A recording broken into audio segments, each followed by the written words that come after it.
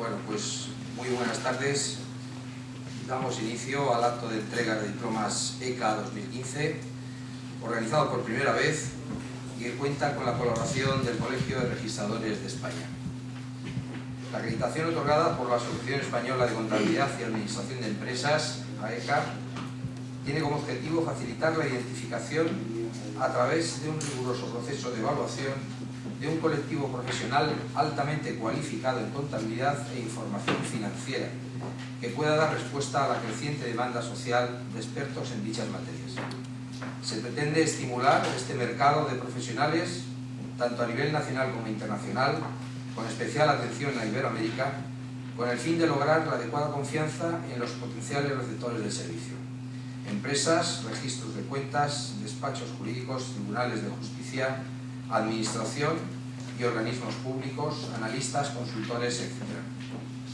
La competencia de AECA para poner en marcha este tipo de acreditación se fundamenta y justifica en los fines fundacionales expresados en sus estatutos y en su legitimidad y autonomía para poner en valor la cualificación de sus asociados, estableciendo los cauces necesarios para el desarrollo de conocimiento e intercambio entre ellos y la sociedad en su conjunto, sobre la base también del reconocimiento como entidad de utilidad pública otorgada a la asociación por el Gobierno español.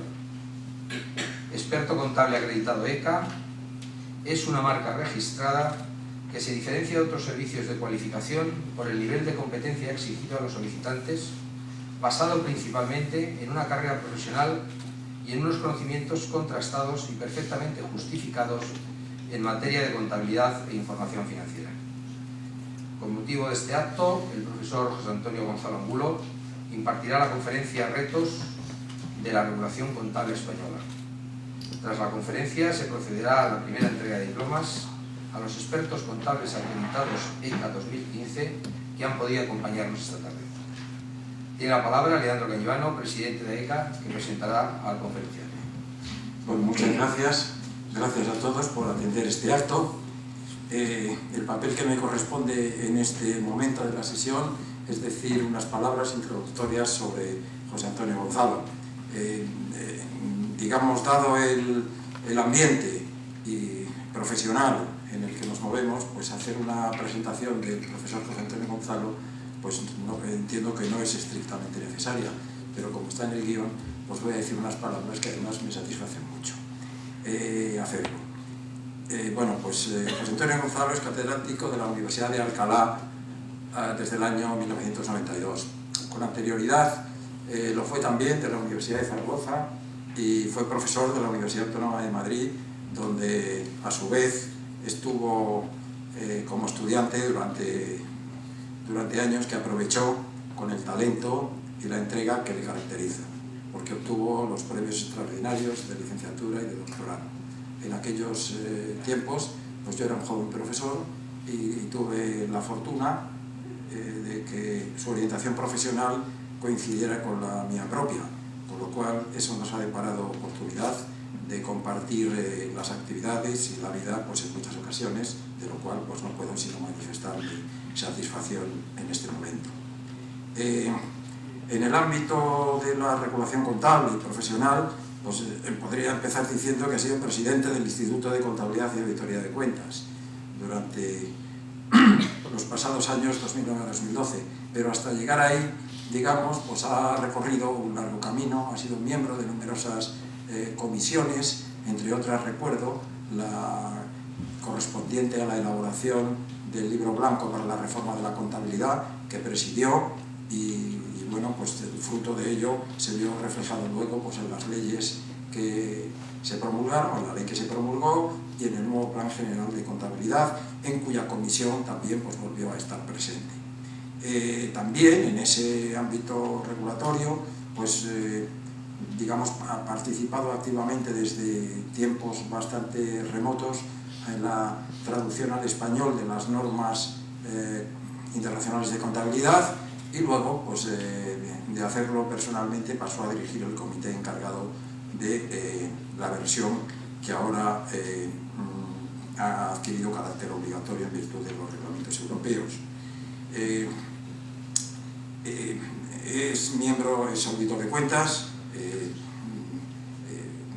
Instituto de Censores de Cuentas ya desde hace pues, bastante tiempo, de todo hace mucho tiempo en general, así que pues casi es mejor no mencionar muchos años. Y más recientemente, pues también en el ámbito de la Comisión Nacional de Mercado de Valores presidió la comisión que elaboró una guía para la elaboración del informe de gestión dirigido a las sociedades cotizadas. En la actualidad también continúa en actividades de este tipo como miembro del Banking Stakeholder Group, que es un órgano consultivo de la Autoridad Bancaria Europea.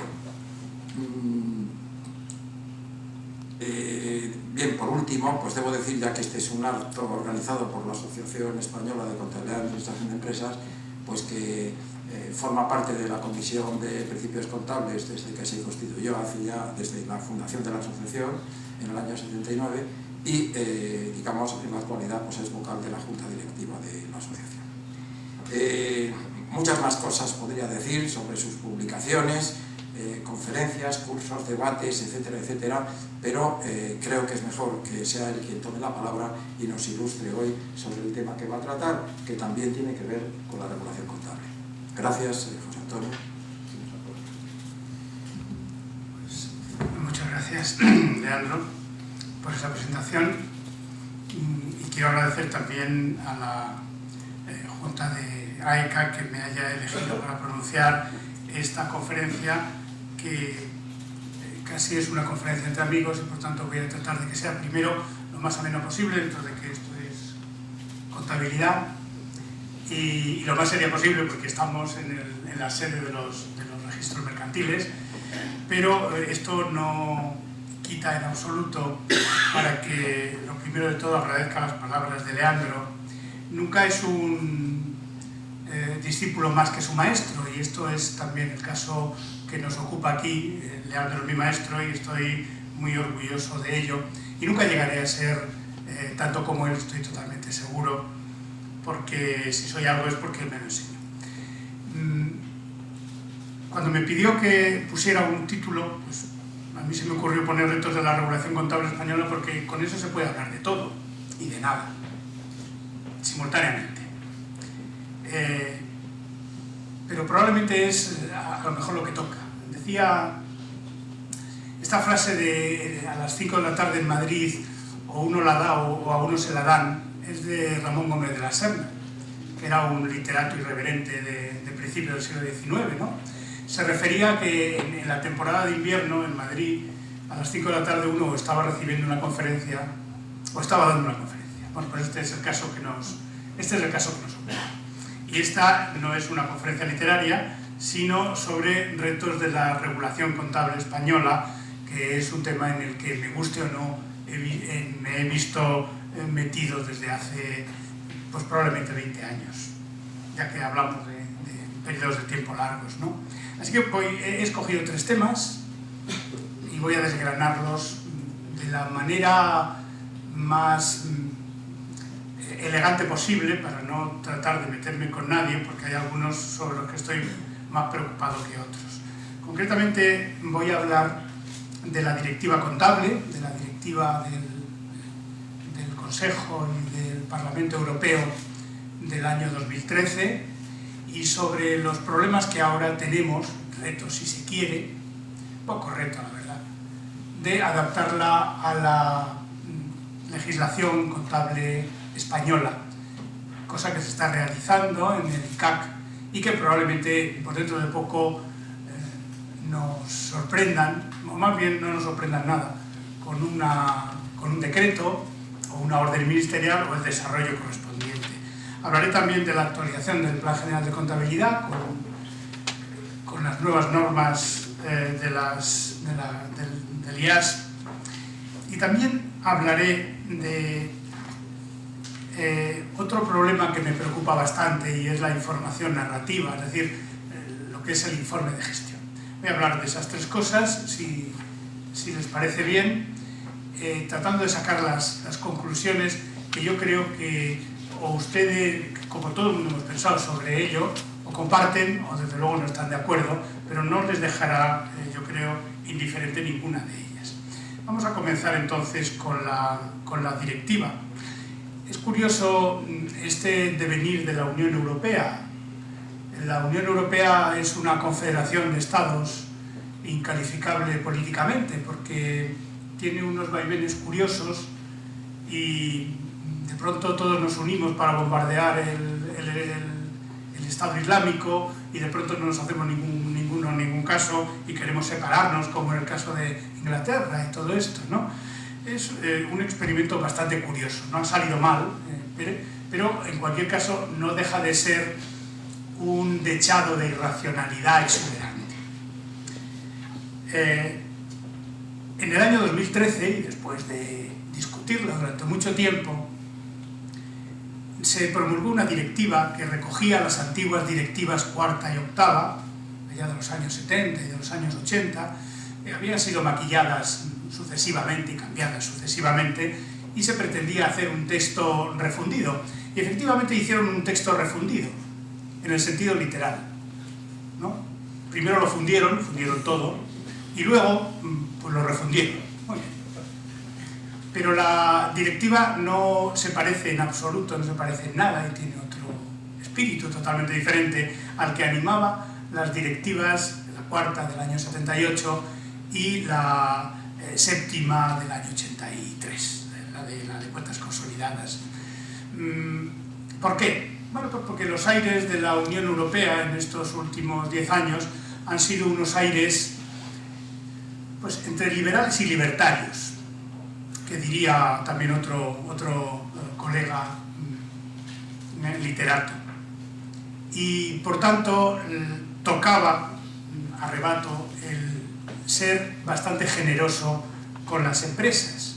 Entonces todo lo que tuvieron aquellas directivas de armonización, de estandarización, de que las cuentas de las empresas europeas se formulasen de la misma manera, que hubiera esto que llamamos ahora transparencia, y que las cuentas estuvieran en registros públicos, algo que desde luego en España constituyó todo un aldabonazo difícil de olvidar, porque efectivamente a partir de entonces los economistas decimos que la información contable se convirtió en un bien público. Un bien público como puede ser el aire no contaminado, claro, o como puede ser pues, una calle donde no circule mucha gente, porque cuando circula mucha gente el bien público empieza a ser ya más contestable. Y por tanto la información que contenían las cuentas anuales pudo servir para que los agentes económicos tomasen decisiones con un coste relativamente pequeño. Había que ir al registro mercantil, evidentemente, y pedir las fotocopias, pero eso no era mucho coste, y sino que se lo pregunten a las revistas del corazón y cómo hacían, ustedes lo saben, lo hemos visto todos, cómo hacían cola allá en la Castellana para que cuando se depositaban las cuentas de determinadas empresas pudiesen buscar la información y elaborar los artículos correspondientes. Así que eso también ha sido un efecto colateral de esta publicidad de las cuentas anuales. ¿Y qué pasó entonces en la directiva del año 2013? Que tocaba bajar el nivel. Que tocaba, muchos países ya lo que dijeron es, bueno, los objetivos que perseguía la Unión Europea se consiguieron con la adopción de las normas internacionales de información financiera, porque lo que nos importaba era la bolsa y las empresas cotizadas en bolsa, y lo demás es un asunto más o menos interno de cada país. Más o menos eso era lo que se respiraba, al menos lo que yo vi que se respiraba en la Comisión Europea cuando se hacían las reuniones correspondientes a la directiva.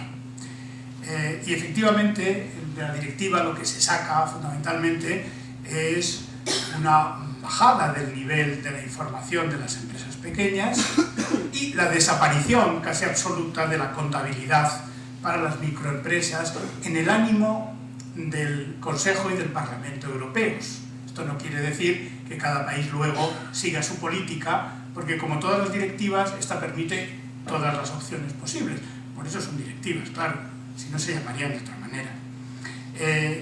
Entonces, lo primero que hizo fue establecer una nueva categoría de definiciones de empresas y dijo que empresas pequeñas, fíjense, no medianas ni grandes, no, las pequeñas, eran las que no superasen 2 de los 3 parámetros que ustedes saben: 4 millones de cifra de activos, 8 de cifra de negocios y 50 empleados. Bueno, es una buena manera de clasificar. Me imagino que Linneo y otros taxonomistas desde luego lo aplaudirían, porque cuando uno hace 3 o 4 categorías se trata de ser equitativo con las clasificaciones. En este caso, las empresas pequeñas, es decir, todas aquellas que no superasen esos 3 límites que he dicho, son el 99% en España y casi el 98 o 97 y mucho por ciento en el resto de la Unión Europea. Pues está bien esto de clasificar diciendo que todas son de una sola categoría. Bueno, podrían haber sido más finos, ¿verdad? Pero no lo fueron porque se trataba de otra cosa. Entonces se trataba de que a esas empresas pequeñas las obligaciones contables que se les deberían imponer, fíjense que esto es interesante, no que se les podrían imponer, no que se les deberían imponer. Es decir, la directiva no permite a los Estados miembros que pongan más obligaciones contables que las que dice la directiva para las empresas pequeñas. Los estados contables quedan reducidos al balance y la cuenta de resultados, no hay más. Y además unas cuantas notas, ¿verdad? Que si los estados miembros quieren, incluso se puede simplificar todavía más. Bueno, esto supone, nosotros que en España tenemos un plan general de contabilidad de las pymes, que no sobra el plan de pymes, porque con 2 o 3 paginitas de una orden ministerial a lo mejor lo podíamos arreglar ya. Y esa disciplina que se ha establecido en las empresas, ahora hablaré de ese tema, en la que las empresas tienen como costumbre hacer la contabilidad, algo que hace 50 años todo el mundo sabe que no pasaba, gracias a que la incorporación a Europa parece que exigía que las empresas llevasen cuenta y razón ya por fin, después de 500 años de descrita perfectamente la partida doble de lo que hacían, pues se ha ido diluyendo en agua de borrajas. Por tanto, lo que se hace es delimitar el contenido de la información de esas empresas pequeñas, que son absolutamente todas, con unos estados financieros que bueno, ya lo verán cuando saque el ICAT su normativa, que verdaderamente los estados son pequeños y las notas pues mucho más pequeñas todavía. En las notas prácticamente se desglosan muy poquitas cosas, no sé las cosas que luego los funcionarios del ICAC habrán sacado para poder hacerlas un poquito más decentes. Y desde luego no muestran los riesgos de la empresa, que es para el mercado lo principal que tienen que mostrar las cuentas que una empresa publica. Además, algo muy curioso, que no sé si se han dado cuenta ustedes y que a mí me aterroriza. Hasta estos momentos habíamos supuesto que lo que la empresa presenta, lo que la sociedad que elabora las cuentas presenta a sus accionistas, a sus propietarios, era lo que luego se debía publicitar a través de los registros mercantiles. Esta directiva rompe con esa unidad. Es decir, admite que una cosa puede ser lo que los accionistas aprueben y consideren para tomar su decisión sobre la aprobación de la gestión y las cuentas, y otra cosa sea lo que la empresa debe llevar al registro mercantil, algo bastante peligroso. Hablaremos más de esto,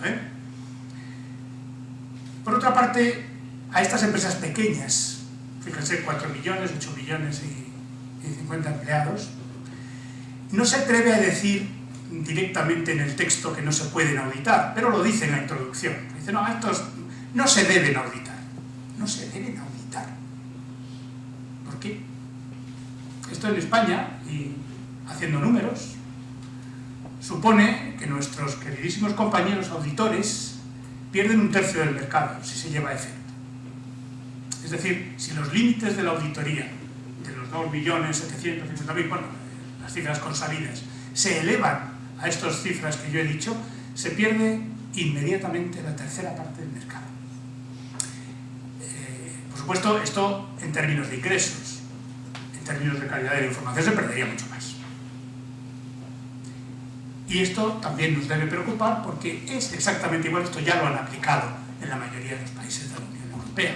En estos momentos debemos ser los que tenemos los límites de auditoría más bajos y por tanto más empresas se auditan.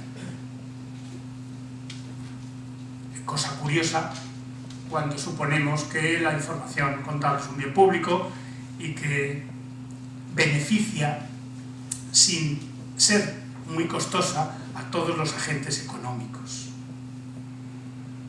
Además, establece una categoría nueva, ya estaba establecida, pero la pone de relieve, que son las microempresas. Las microempresas son aquellas empresas que tienen como parámetros, no llegan a 350.000 euros de cifra de negocio, 700.000 de activo total y 10 empleados. En España debe ser también un porcentaje bastante importante. Está por ahí, pero lo de menos son los números. En esas microempresas, la directiva se permite unas licencias que harían que si Farruca Pacholo se levantase de su tumba se volviera a morir directamente. Ahora les cuento. En el régimen de microempresas, las notas están prohibidas, no hay notas. El balance es un balance con 8 o 10 partidas y la cuenta de resultados con 6. Eso incluyendo los saldos intermedios, que se calculan a partir de la información que se da ahí. La única nota explicativa tiene que ver con las acciones propias, no hay informe de gestión. Y lo que es peor, a la hora de publicar la información, a la hora de ir al registro mercantil, se dice que se puede no ir al registro mercantil a publicar la información y que además se puede depositar únicamente la hoja del balance, el balance, punto. No el balance como que tiene detrás las cuentas anuales, no, el balance, las 3 o 4 partidas de activo, 3 o 4 partidas de pasivo y un par de ellas de patrimonio neto. Y esto así se puede publicar. Además no es necesario ir al registro mercantil siempre que haya algún otro recipiente que pueda recibir la información. Vamos a suponer, por ejemplo, la agencia tributaria, porque tendría la obligación, en este caso la agencia tributaria, de mandar la información a todos los depósitos donde fuera obligatorio hacerlo. Todo esto es para reducir, dicen, los costes de emitir y publicar información. Esto también no deja de ser curioso, porque para justificar todo este desaguisado, las autoridades de la Unión Europea, la Comisión, mandó a hacer un estudio a una de las grandes consultoras europeas, ¿no? Y se les llenó bastante la boca diciendo: vamos a ahorrar a las empresas europeas 6.000 millones de euros. Eso lo pone ahí, ¿no? 6.000 millones de euros. Y dijeron: ¿cuánto dinero vamos a ahorrar? Pues claro, cada uno de ustedes, si lo de 6.000 millones de euros, ¿verdad? Que da. Es como si estamos hablando de que medimos 1,80 m y estamos hablando de la distancia de la Tierra a la Luna. Tremendo. Muy bien, ¿y cuántas empresas europeas hay? ¿Cuántas empresas hay en Europa? ¿Qué es lo que debían haber hecho? No, lo hicieron de esta manera, ¿no? Establecieron para cada país cuánto valía publicar la información, todos los trámites de la publicación, etcétera. Se juntaba mano de obra, o sea, la fuerza de trabajo, los registros, bueno, los costes administrativos, y dijeron que 6.000 millones de euros. Pero claro, en Europa hay del orden de 10 millones de sociedades. Esto es la elevadísima cifra de 600 euros por sociedad, por término medio. Fíjense cómo las estadísticas también aquí mienten, porque parece una cuantía tremenda. En el caso de España, por ejemplo, pudieron sacar que lo que se ahorraba cada sociedad era la pingüe cifra de, creo que eran 150 euros. Es decir, los costes que suponía pues fotocopiar la información y llevarlo al registro mercantil y nada más. En el caso de España era muy significativo porque era uno de los países más baratos para la publicación de la información. Esto realmente les debería haber hecho sonrojarse, porque si hubieran hecho las cuentas hubieran dicho: y por 600 euros nos privamos de toda la información que dan las sociedades. Claro, ellos suponían que las sociedades iban a seguir haciendo la contabilidad y lo que no iban era publicarlo. Nosotros sabemos que en España no es que descubra yo ahora el Mediterráneo. Si en España no hay que publicar la información, muchas empresas, todas las que no tienen que hacerlo por obligación fiscal o lo que sea, no harían contabilidad total, ¿para qué? Y ese es el mal. Es decir, a los 6.000 millones de posible ahorro, yo lo veía como desempleo,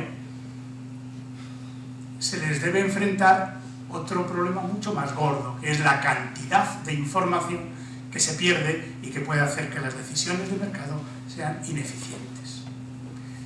Bueno, pues pírrica victoria, ¿verdad? Es decir, perdemos mucho más de lo que ganamos. Vamos a ver cuál es la política del Ministerio y del ICAC, aunque ya nos la han anunciado, no vamos a tener muchas sorpresas, pero en cualquier caso, yo digo esto no tanto por lo que pueda pasar en España, sino porque se vea la mala reputación que las cifras contables tienen en la Unión Europea. Yo le he oído muchas veces a José Meléndez, presente, que en Alemania las empresas las sociedades suelen no depositar cuentas anuales. Fundamentalmente todo esto que estoy contando fue exigencia de algún país potente como Alemania. Pero que los proveedores y clientes alemanes de empresas españolas eran los que más consultaban a los registros mercantiles españoles, porque a los registros mercantiles españoles afortunadamente se les puede consultar yéndose uno al ordenador, esté en el sitio del mundo que esté. Y que curiosamente ellos no depositaban información, pero utilizaban la información de los demás. Bueno, de nuevo una simetría tremenda, una asimetría tremenda que nos puede hacer que las decisiones de mercado sean peores. Este es el reto, por tanto, de la directiva. El reto aquí no es aplicarla, sería a ver cómo la aplicamos. Pero no solo aquí, sino en Europa, y a ver cómo modificamos esta directiva para que siga en la línea que estaban las directivas precedentes. Este es el problema. Voy al segundo, por ir avanzando al segundo. El segundo es otra reflexión. Nosotros hicimos un esfuerzo tremendo, mucho más que ningún otro país europeo, en la contabilidad de las empresas no cotizadas en bolsa, y mucho más rápido que ningún otro país europeo, quizás salvando Inglaterra e Irlanda, para adaptar toda la tecnología contable y la forma de medir contable y de presentar información que había en las normas internacionales de información financiera cuando se redactó el Plan General de Contabilidad del año 2007. De tal manera que pues, entonces no había un plan de cuentas de pequeñas y medianas empresas, entonces no había una norma internacional de pequeñas y medianas empresas. Lo que hicimos fue una verdadera norma internacional de pequeñas y medianas empresas, pero aplicable a España. La norma de pymes, la norma NIF de pymes, salió en el año 2009, es decir, que es posterior al Plan General de Contabilidad español. Es posible que si lo hubiéramos tenido, a lo mejor nos hubiéramos tenido que servir de referencia esa norma, porque probablemente estaba más a la medida de las empresas españolas. Pero en fin, hicimos lo que hicimos y yo creo que se revolucionó, al menos la forma de ver la vida económica de las empresas y su información, y sobre todo se modernizó tremendamente la mentalidad de los contables en España y de los financieros en España. Y de entonces proviene nuestra preocupación por los instrumentos financieros, o por los derivados, o por el deterioro del valor, que luego nos ha costado muchos disgustos. El plan contable se actualizó una vez. Es posible que por partes alguna más, pero la más importante fue en el año 2010, cuando se modificó la norma de registro y valoración 19, alguna más, pero esa fue la fundamental, también la 21, como consecuencia de la promulgación de la NIF 2, de la NIF 3, perdón, de combinación de empresas. Se hizo una modificación bastante importante. Es decir, que eso fue un ayornamiento que hacía falta en ese momento. Ahora ya han pasado 5 años. Sería interesante que se volviera de nuevo a plantear, ahora que ya nos lo estamos replanteando todo, la actualización, porque ahora tenemos normas internacionales de información financiera que han venido a cambiar bastante el panorama. Voy a mencionar 3, y no me voy a extender mucho en ellas, porque saben ustedes lo complicadas que pueden llegar a ser. La primera es la de instrumentos financieros. Es verdad que el cambio no es radical, pero ese paso del cálculo de las provisiones, o sea, de los deterioros, de hacerlo por las pérdidas incurridas o por las pérdidas esperadas, más que dificultades técnicas, que implican muchísimas. Lo que significa es un punto de mira radicalmente diferente. Es la contabilidad que, en lugar de mirar al presente o al pasado, mira al futuro. Es bastante difícil, ¿eh? Esto ha sido algo propiciado, obligado casi, por la normativa bancaria, y lo vamos a pagar bastante caro. Al menos en las empresas no bancarias. A lo mejor los que dicen que los bancos tienen que tener algunas normas contables especiales tienen razón, pero esto en el seno de las normas del IAS no se puede plantear. También hay un cambio en la clasificación de los instrumentos financieros que los simplifica mucho más, esto sería bastante interesante, y un cambio en las coberturas, que también las simplifica y las acompasa a la gestión que lleve a cabo la empresa. Esta sería una norma de las que probablemente se debería nutrir una reforma próxima del Plan General de Contabilidad. No obstante, la norma que más va a chocar, que más nos va a costar probablemente cuando se emita, que está teniendo sus problemas, es la de arrendamiento financiero, la de los famosos leasing o leasings, ya no sé cómo se dice en castellano, pero ustedes me entienden, el viejo modelo del arrendamiento operativo y el arrendamiento financiero se ha demostrado que es una carta blanca para el abuso de las empresas, que pueden hacer que el arrendamiento financiero, como por obra de magia, se transforme en operativo, o al revés, aunque lo del revés lo intentan pocas veces, porque tampoco hace falta. Y esto es lo que sí va a suponer muchos problemas, porque muchas empresas habían hecho caja, beneficios y otros beneficios y otras ventajas varias, aplicando esa vieja dicotomía del arrendamiento operativo y el arrendamiento financiero. Eso va a suponer además para nuestras empresas un cambio en el mundo del balance de situación, sobre todo en el pasivo, porque se nos vuelve más endeudados. Los estudiosos que en IAS han visto este tema dicen que las empresas cotizadas en bolsa en el mundo van a ver aumentar, y que aplican normas internacionales de información financiera, o que aplican normas del FAS, porque el FAS va a hacer lo propio, van a aumentar el endeudamiento del orden de un 35%. Del orden de un 35%. Vamos a ver lo que eso supone en las calificaciones crediticias, en la política de los bancos, y vamos a ver lo que supone en España y cómo se reacciona ante que todo eso que ahora colocamos en unas notas, si se coloca, de pronto se vuelva pasivos financieros. La última norma que quiero sacar a colación es una que ya está aprobada, es la norma de ingresos. Esta es una norma muy bonita porque porque está concebida teóricamente no es como la de arrendamientos financieros, que es atajar el despropósito. Esto es otra cosa. La norma de ingresos lo que dice es, bueno, si uno está vendiendo, si cualquier empresa está vendiendo con un producto suyo 3, 4, 5 cosas, tendrá que deslindar el ingreso, su proyección temporal y, lógicamente, aplicar el principio del devengo a los gastos. Y esto hace que los cálculos de muchas empresas que venden muchas cosas, pues no sé, de los bancos que nos venden televisiones y cacerolas, por ejemplo, se va a ver bastante perjudicada, porque o las dejan de vender o tendrán que hacer un estudio de costes bastante serio para aplicar la contabilidad del devengo y ver lo que ganan en cada momento, con cada cosa y en cada momento. ¿De acuerdo? Hay muchas veces que uno tiene un compromiso de venta, en estos momentos se está contabilizando el beneficio cuando vende, ¿de acuerdo? Por ejemplo, si a uno le dan gratuitamente pues fibra óptica durante 10 años, el beneficio es la empresa que lo hace, se lo apunta hoy, pero sin embargo sus costes se extenderán en 10 años. Bueno, pues esto significará que la empresa tendrá que calcular la parte del ingreso que corresponde a cada uno de los 10 años. Y el mundo también se vuelve bastante más complejo, solo por aplicar ese principio del devengo, que nos parece de mucha más racionalidad económica que cualquier otro, como el de caja, etc.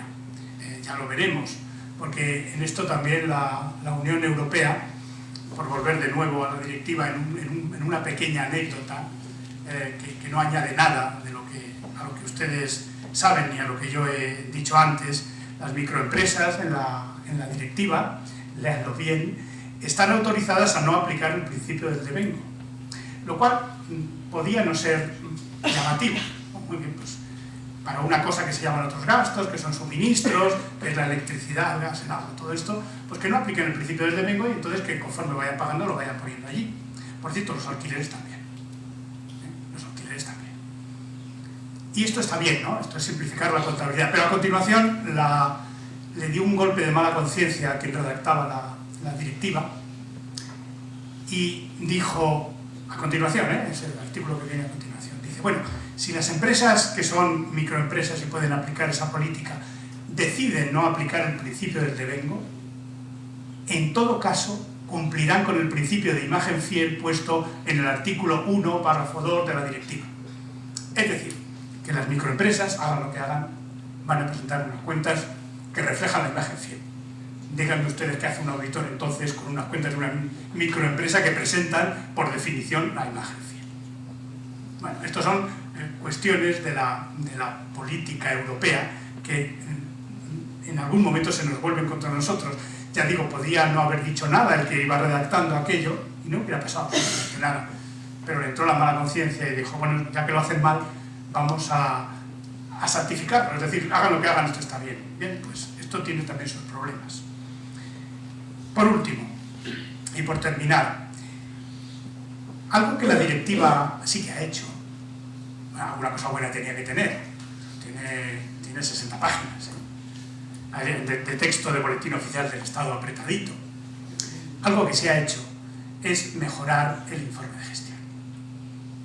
Bueno, menos mal, porque el informe de gestión, si las empresas que cotizan en bolsa presentaban 4 o 5 páginas donde decían lo mismo cada año pero cambiaban los porcentajes, las empresas que no cotizaban en bolsa, pues ya se pueden ustedes imaginar lo que ponían, absolutamente nada y totalmente irrelevante. Bueno, esto está bien, en meterse con eso, con lo que llamamos información narrativa, porque han hecho un esfuerzo. En el informe de gestión hay un artículo que lo recoge todo lo que debería contener. No es nuevo, es lo mismo que venía conteniendo, porque el informe de gestión ha sido objeto de modificaciones 4 o 5 veces en la cuarta directiva.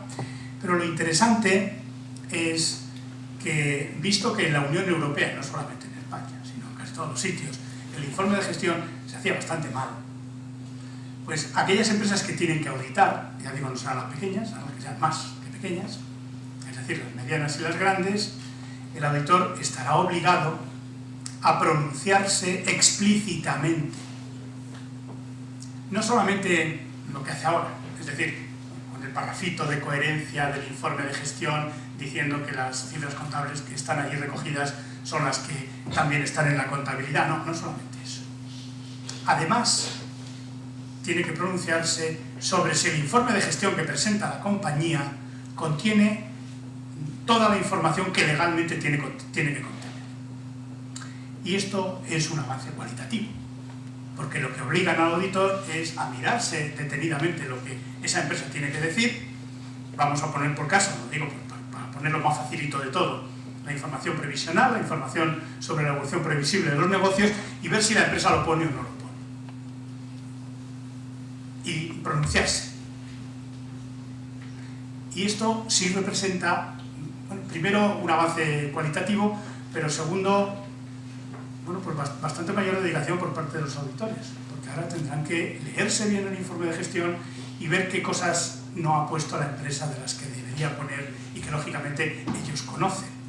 Vamos a ver cómo sale el experimento, porque esto no es solamente de España, es de la Unión Europea y es algo bastante interesante. Hay que tener en cuenta que, salvo las empresas cotizadas en bolsa, las demás presentan en el mundo, no solamente en España, informes de gestión pues prácticamente irrisorios, sino en algún caso inexistentes y totalmente irrelevantes. También tengo que decir que la directiva contiene una obligación interesante que probablemente nos abra la puerta de lo que va a pasar en el futuro.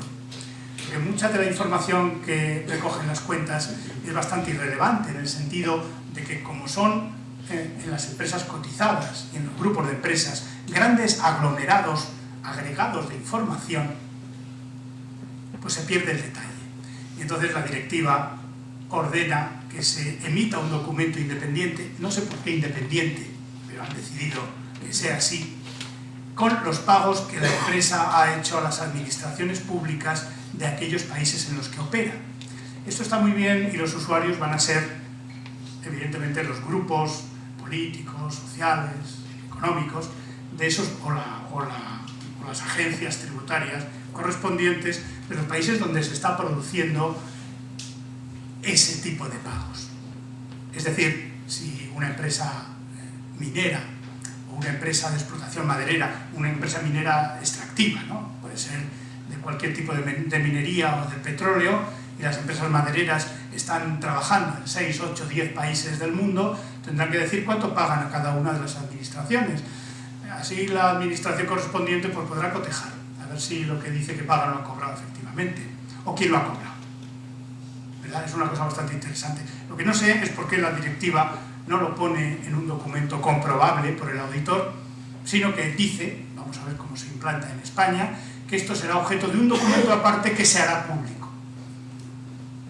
Luego, por tanto, estamos en un caso que podría ser parecido, ¿se acuerdan?, a lo de la declaración del impacto ambiental que surgió hace unos años, que al final se resolvió con una nota que luego se metió en las cuentas anuales que se depositaba en los registros mercantiles.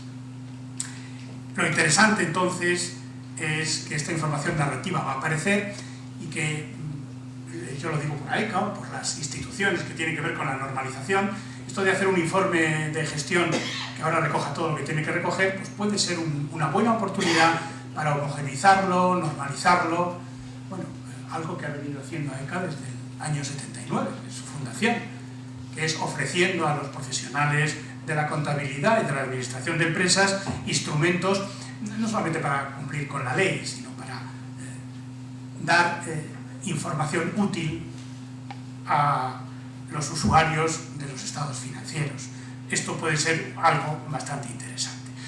Bien, pues entonces yo termino aquí. Mi reflexión final es que hemos vivido desde el año 79, cuando empezó la Comisión de Principios de AECA y el resto de las comisiones, pues un cataclismo en la contabilidad. Hoy día, ser un contable empieza a ser una cosa importante.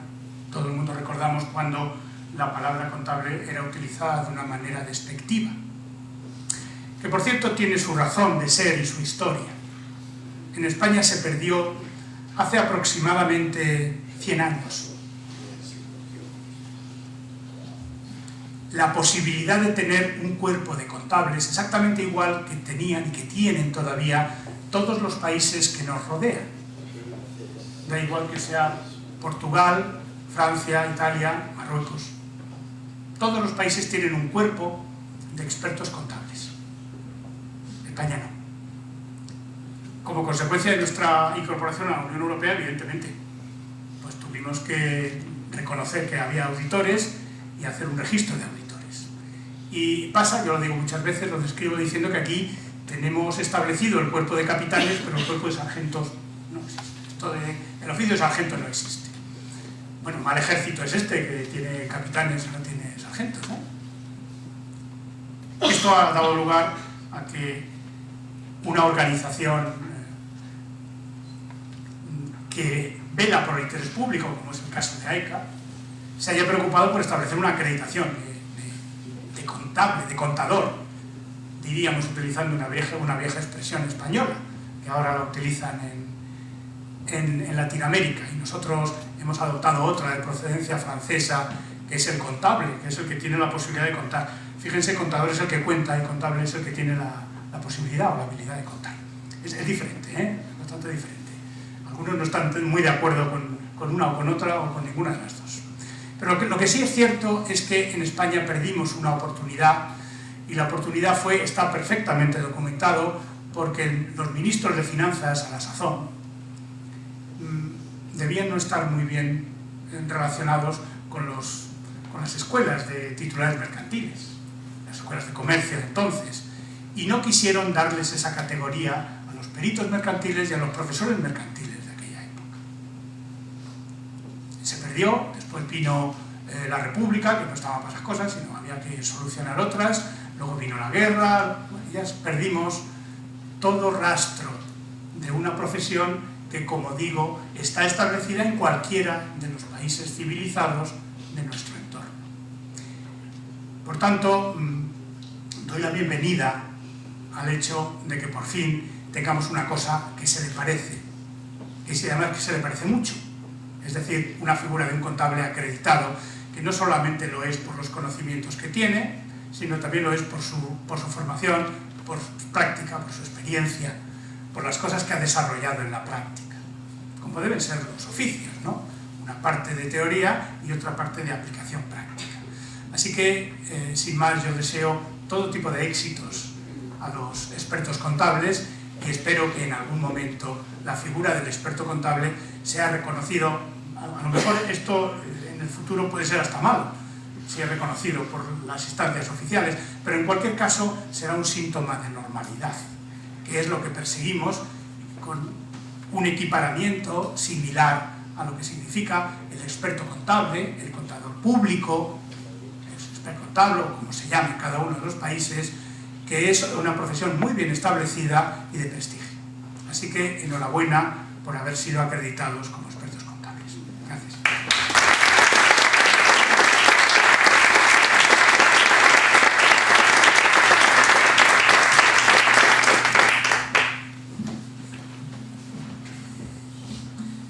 Muchas gracias, José Antonio Gonzalo, por la magistral exposición y también para introducirnos en esta segunda parte de este acto, en la que bueno, pues vamos a poner en valor lo que él también a lo que también se ha referido. Bueno, entrega de diplomas ECA 2015. En la actualidad no existe en España un reconocimiento formal de la actividad de experto contable. A diferencia de otros países de nuestro entorno y de Iberoamérica, el experto contable no cuenta con una titulación académica específica, en cuanto históricamente los planes de estudios universitarios españoles no han abordado la creación de dicho título, aunque las materias relativas a la contabilidad e información financiera son ampliamente estudiadas en distintas titulaciones y programas universitarios. La contabilidad es una disciplina que se encuentra dentro de los estudios empresariales y que se da por incluida también dentro de los conocimientos y competencias propios del auditor de cuentas. Si bien está adquiriendo mayor relevancia y en los últimos años ha ido trazando un camino en nuestra normativa que hoy permite identificar lo que desde el punto de vista jurídico se ha denominado como derecho contable. En consecuencia, las distintas actividades que se desarrollan desde y en la contabilidad, como son, entre otras, la propia formulación de las cuentas anuales de las empresas, la intervención como expertos o peritos en procesos judiciales o arbitrales, la consultoría contable y la utilización de ciertas magnitudes contables en los contratos, no nos referimos, pues, a la mera llevanza de libros contables y materias puramente gestoras, no pueden ser respaldadas en España por medio de ningún título de experto contable acreditado, homologable a su vez a nivel internacional. Esta situación está provocando cada día con mayor frecuencia cierto desconcierto a la hora de identificar y acreditar unos conocimientos y una experiencia en el área específica de la contabilidad e información financiera, que perjudica seriamente la credibilidad, la movilidad y la competitividad de una actividad profesional altamente especializada. Con el fin de ayudar a resolver estos problemas y cubrir en alguna medida el vacío aludido, así como favorecer el desarrollo económico y social a través de la mejora constante del nivel de competencia de los profesionales de la empresa, la Asociación Española de Contabilidad y Administración de Empresas propone un procedimiento para el reconocimiento de los profesionales como experto contable acreditado. La obtención de las acreditaciones se realiza a través de la plataforma digital habilitada para ello, donde se encuentra toda la información sobre ello, comités que la integran, requisitos y derechos, además de la relación de los primeros expertos contables acreditados, algunos de ellos con nosotros esta tarde. Tras poco más de un año de funcionamiento, 1.112 profesionales se han registrado como usuarios interesados en la plataforma, habiéndose formalizado 138 solicitudes y obtenido la acreditación por 103 profesionales.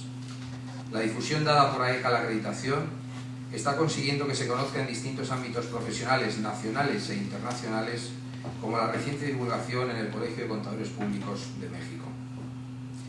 A continuación, se detalla la relación de comités e integrantes que participan en la revisión y evaluación técnica de las solicitudes recibidas para la acreditación ECA. El comité de evaluación está presidido por Leandro Cañivano, presidente de ECA. Vocales: Ana María Martínez Pina, presidenta del Instituto de Contabilidad y Auditoría de Cuentas. Ana del Valle, directora del Servicio Coordinación de Registros Mercantiles, Colegio de Registradores de España. Jesús Peregrina, miembro de honor del Instituto de Censores Jurados de Cuentas de España. Lourdes Torres, catedrática de Economía Financiera y Contabilidad de la Universidad de Zaragoza. Y Enrique Ortega, presidente de la Comisión de Principios y Normas de Contabilidad de AECA. Secretario: José Luis Vizcano, director gerente de AECA. La Secretaría Técnica está compuesta por Horacio Molina, de la Universidad Loyola de Andalucía, y Begoña Navallas, de la Universidad Autónoma de Madrid. Y un consejo asesor compuesto por los expresidentes del ICAC, a falta de uno todos nos acompañan esta tarde: don Ricardo Bolufer Nieto, don José Luis López Combarro, don Antonio Gómez Ciria, don José Ramón González García y don José Antonio González Angulo. Además, este consejo asesor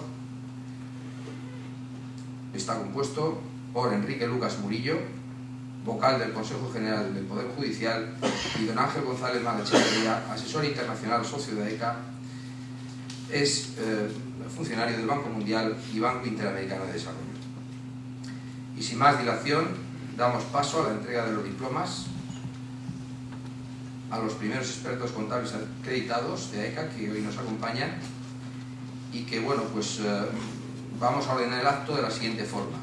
Vamos a nombrar a cada 4 expertos que pasarán a recoger el diploma, empezando por el centro de la mesa, y hacia un lado a otro, pues esos 4 irán recogiendo su título, en el orden que se les vaya citando. Entonces, por favor, según vaya citándolo, se pueden acercar a la mesa y la persona que tiene su diploma se lo entregará, como están indicadas en las carpetas que tienen.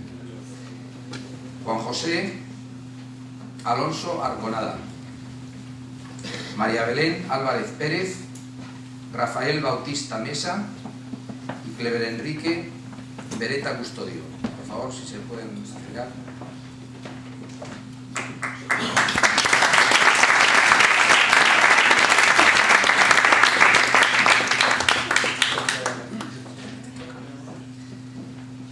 Y si son tan amables, ahora podéis pasar al set fotográfico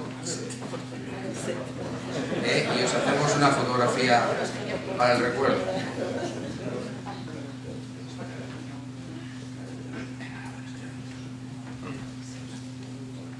Por aquí, no. Al set.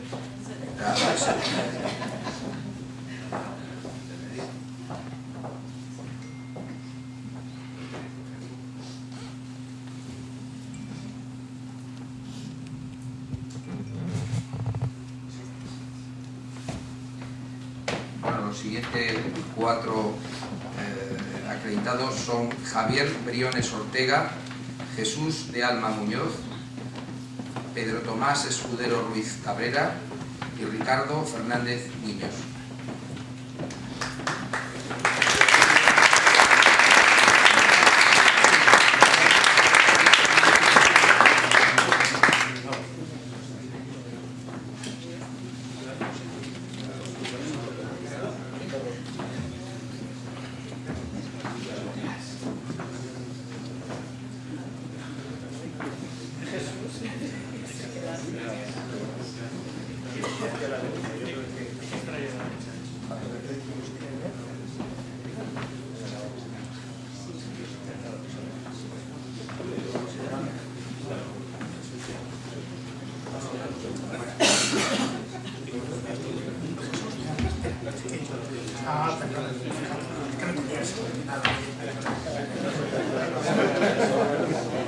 Te ha costado.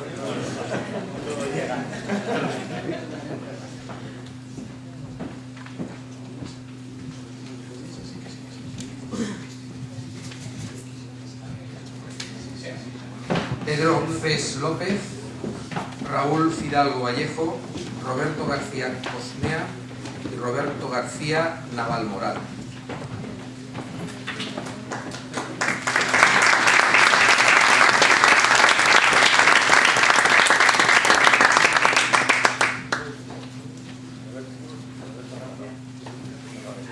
Es a un lado o a otro de la mesa, empezando por el que está en el centro. Os saludo a todos.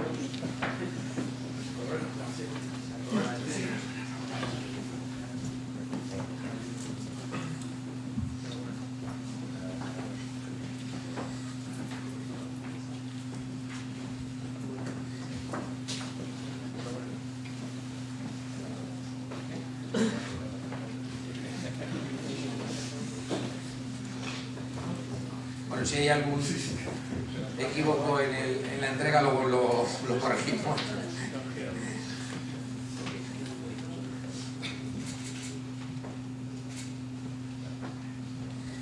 Bueno, el siguiente grupo es de 3, porque uno de los que estaba anunciado no ha podido asistir al final. Entonces, Felipe Herranz Martín, Pedro Herranz Herranz y Santiago Iglesias Sánchez.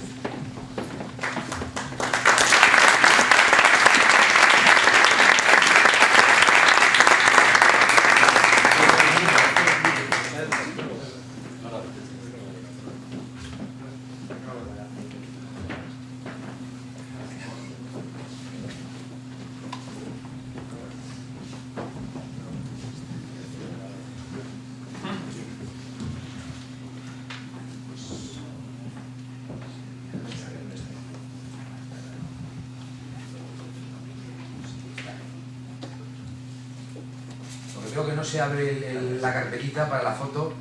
Vamos a abrir una de ellas. Así queda más. Sí, podemos perdonar. Oye, la comunicación, que es... Gracias. Bueno, nosotros hacemos el Photoshop o algo de esto. Bueno, el siguiente grupo son 4 personas. Alejandro Larriba Díaz Zorita, Manuel Alejandro López López, Joaquín Martín Mariscal y José Miguel Martínez García.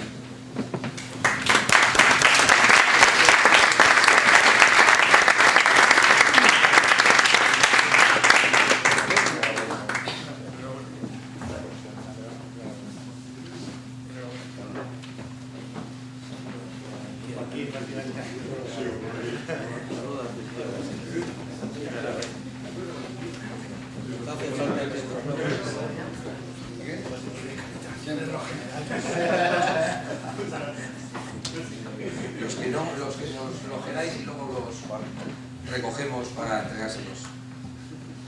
Bueno, pues con esto abierto, bien. Estupendamente. Bueno, muchas gracias. El siguiente grupo: Juan Carlos Martínez González, Daniel Martínez Rubio, Horacio Molina Sánchez y David Monedero Pérez.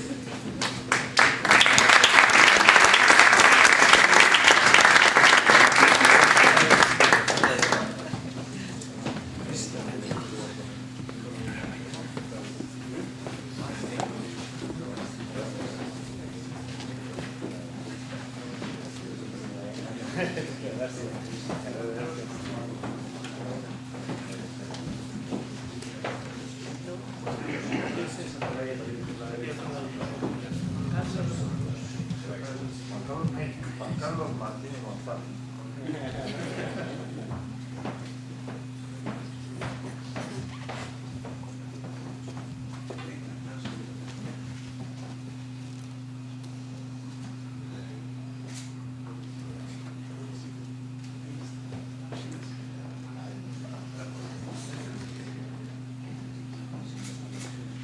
Gracias. El siguiente grupo de 3: Begoña Navallas Lavar, Enrique Ortega Carballo y Javier Pérez García.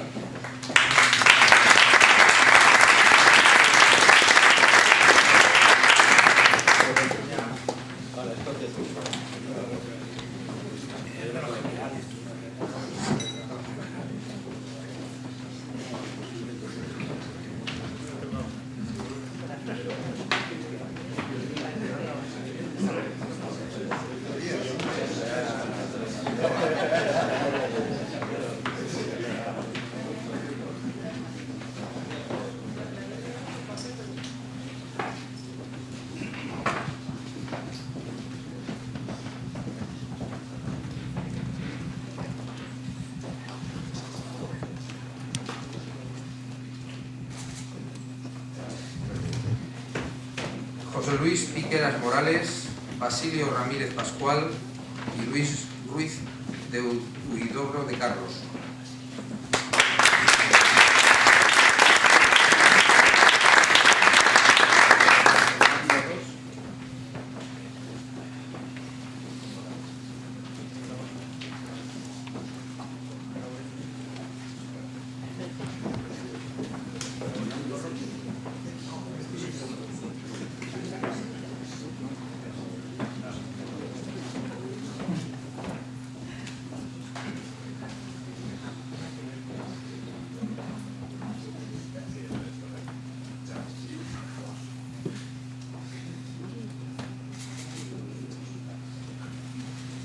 Miguel Ángel Sánchez Millanés, Joaquín Sánchez Sánchez, Mari Carmen Tejada Ximénez de Olaso y José Ramón Toledo Menchen.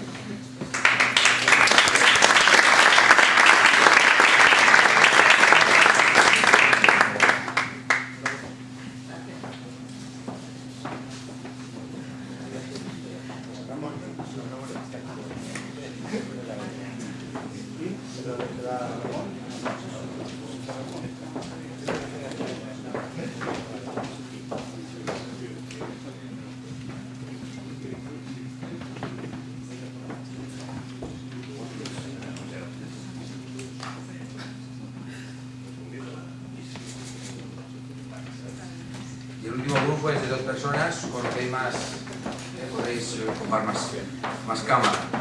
Lourdes Torres Pradas y Tadea Fallas Carvajal.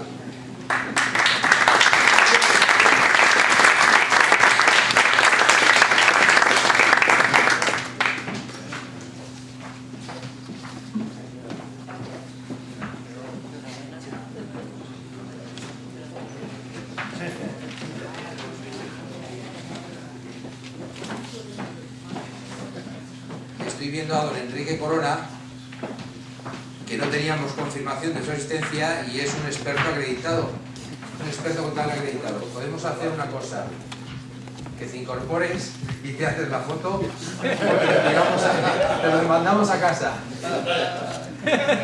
Bueno, soy hazte la foto, dicen que te hagas la foto. ¿No quieres? No, perdonad.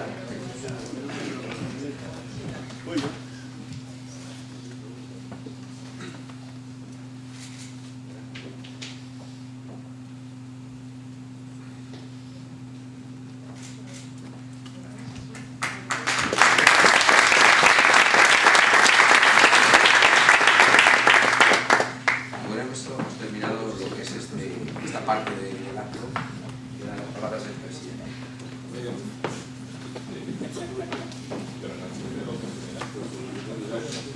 Bueno, pues muchas gracias a todos por su presencia, al conferenciante por su brillante exposición, a todos los miembros de la mesa, en particular pues a la representante del registro en cuya sede nos encontramos, que bueno, pues un poco alejada del centro de Madrid, pero realmente impresionante. Realmente impresionante cuando nos llega.